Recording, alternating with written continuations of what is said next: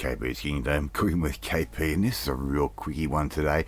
Today I'm going to show you how to make your own onion vinegar and a red pickled onion relish type thing.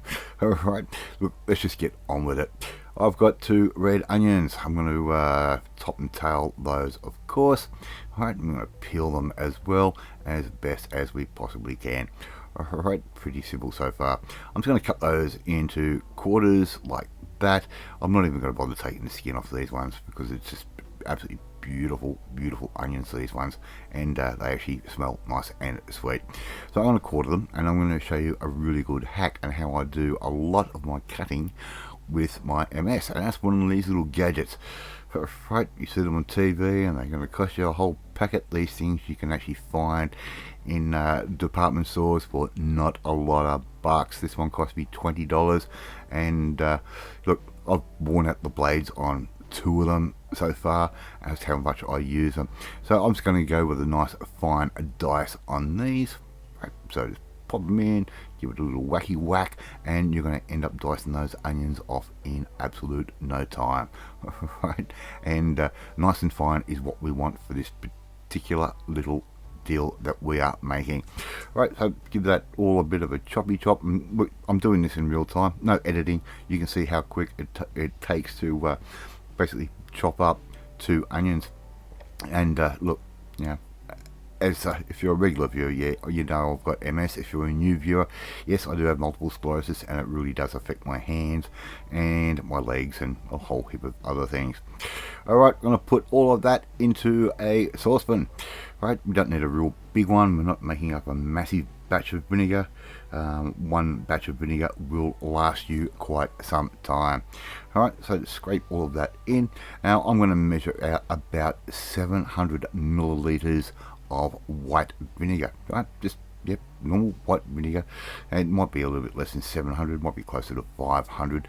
And all I'm simply going to do now is just pour that vinegar over the top of the onions. No rocket science to this dish, believe me. If you can't make this, well, you shouldn't be in the kitchen. I've just put that on nice and low, and I'm going to let that steep and cook away for about 2 hours or so. And as you can see, we've got a little bit of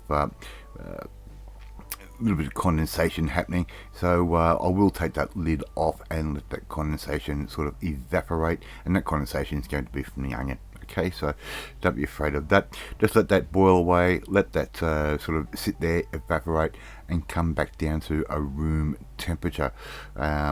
Even better yet, let it sit, you know, overnight. Just cover it with a bit of cling film later on, and you know, put it in the refrigerator overnight and let those flavours really develop. As you can see, that condensation has dissipated somewhat.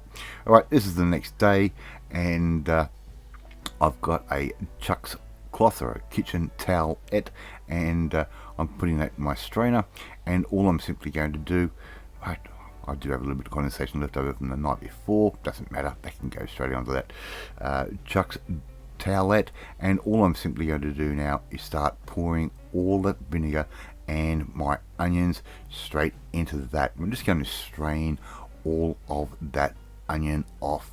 Alright, and we're going to end up with 2 nice little products out of this. If you want to reuse that Chuck's, forget about it. It is stained for life, and I usually buy Chuck's like this, use it for food straining, and I'll yeah, wash it out, and I'll put it in the washing machine, wash it, and put it on the side for the next time. Alright, we're going to spoon out our onion straight into a nice clean jar. Alright, and make sure it is clean and simple. Just put that in like that. I'm going to take my Chucks away and throw that in the bin, and of course I've got one more thing left to do, and that is to get an empty wine bottle, which we have washed, rinsed and dried very carefully. And all I'm simply going to do now is pour that vinegar straight into that empty wine bottle, just like that.